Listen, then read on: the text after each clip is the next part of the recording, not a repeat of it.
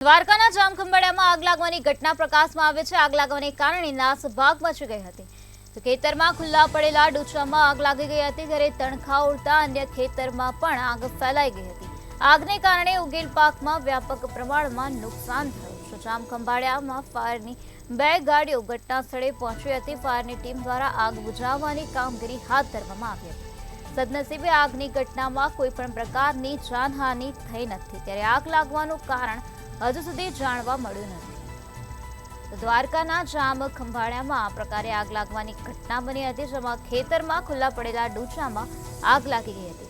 તણખા ઉડતા અન્ય ખેતરોમાં પણ આગ ફેલાઈ ગઈ હતી, ત્યારે આ બનાવ અંગે ફાયર વિભાગની ટીમને જાણ કરાતા ફાયર વિભાગની ટીમ ઘટના સ્થળે પહોંચી હતી અને પાણીનો મારો ચલાવીને આગ પર કાબુ મેળવવા માટે પ્રયત્નો હાથ ધરવામાં આવ્યા હતા। તો આગને કારણે ઉગેલા પાકમાં વ્યાપક પ્રમાણમાં નુકસાન થયું છે। ફાયરની ટીમ દ્વારા આગ બુઝાવવાની કામગીરી હાથ ધરવામાં આવી છે।